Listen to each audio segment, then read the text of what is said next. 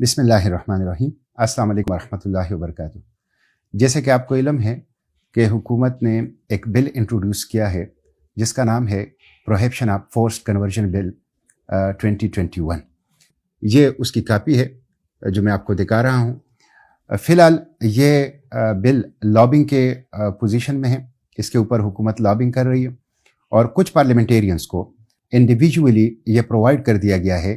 جس میں ایک میں بھی ہوں، اس لیے کہ میں جو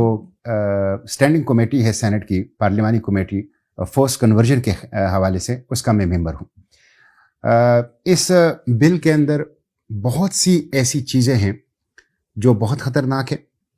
خلاف قرآن و سنت ہے، خلاف اسلام ہے، خلاف شریعت ہے، اور مختصراً یہ کہ یہ بل جبری تبدیلی مذہب کو روکنے کے نام پر اسلام سے جبراً روکنے کی ایک کوشش کی جا رہی ہے بین الاقوامی ساہوکار اداروں اور بین الاقوامی NGOs اور مغرب، یورپ اور امریکہ کے دباؤ پر۔ 25 اگست کو اخبارات کے اندر خبر آئی تھی کہ 24 اگست کو حکومت نے کچھ علماء اور اسلامی نظریاتی کونسل کا ایک ان کیمرہ اجلاس کیا، اور اس میں لابنگ کی اس بل کے حوالے سے علماء اور اسلامی نظریاتی کونسل کو۔ اس اجلاس میں علماء نے شدید تحفظات کا اظہار کیا ہے اس بل کے اوپر اور اس کے مختلف مندرجات کے اوپر۔ اس میں بہت سی ایسی چیزیں ہیں، لیکن میں مختصراً 3 چیزیں آپ لوگوں کو منشن کروں گا۔ ایک چیز تو اس میں یہ ہے کہ 18 سال کی عمر تک کوئی اسلام قبول نہیں کر سکتا۔ آرٹیکل 3 جو اس کا کلاس 3 ہے اور کلاس 6، اس میں کھل کر لکھا ہوا ہے کہ 18 سال تک کوئی اسلام قبول نہیں کر سکتا، اور 18 سال کی عمر تک اگر کسی نے اسلام قبول کر لیا تو اس کا اسلام قبول کرنا ایکسیپٹ نہیں کیا جائے گا، تسلیم نہیں کیا جائے گا، نمبر 1۔ نمبر 2، اس میں یہ لکھا گیا ہے کہ جو شخص اسلام قبول کرے گا، ایک تو اس کی عمر 18 سال سے زائد ہونی چاہیے، دوسرا وہ سیشن جج کو درخواست دے گا، تو سیشن جج اس درخواست کے بعد اس کو 90 دن اپنی کسٹڈی میں رکھے گا، نگرانی میں رکھے گا، اس کو تقابل ادیان کا مطالعہ کرائے گا، اور 90 دن کے بعد اس سے پوچھا جائے گا کہ وہ اسلام قبول کرتا ہے یا نہیں۔ اگر وہ انکار کر دے کہ میں نے اب نہیں کرنا ہے،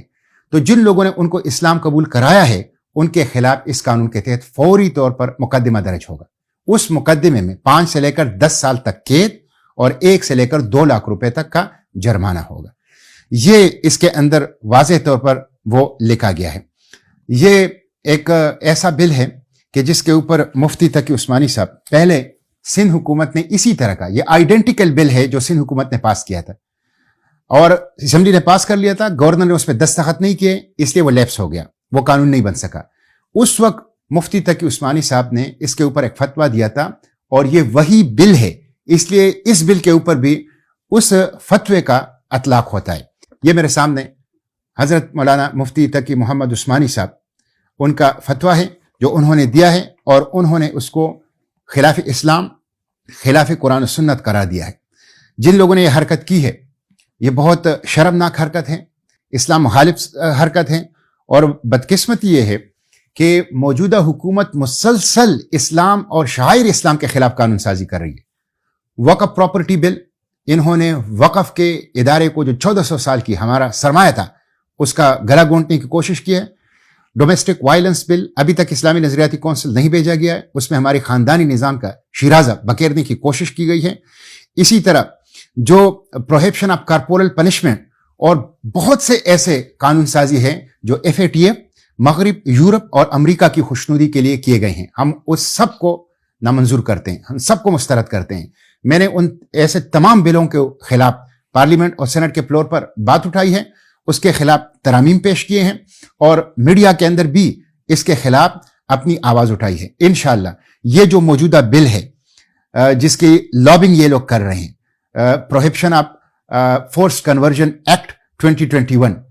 یہ اسلام مخالف بل ہے، نامنظور ہے،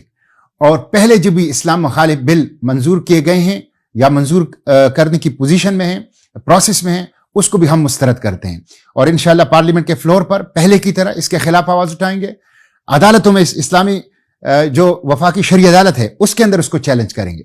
اور اس کے ساتھ ساتھ میڈیا میں عوام کے پاس جائیں گے، اسلام پسند عوام جو قرآن و سنت سے محبت کرتے ہیں، جو اپنے پیغمبر صلی اللہ علیہ وسلم سے محبت کرتے ہیں، جو اپنے اقدار سے محبت کرتے ہیں، ان کی عدالت میں جائیں گے اور ان کو جگا کر اس بل کے خلاف، اسلام مخالف بل کے خلاف انشاءاللہ ان کو منظم کریں گے۔ بہت شکریہ۔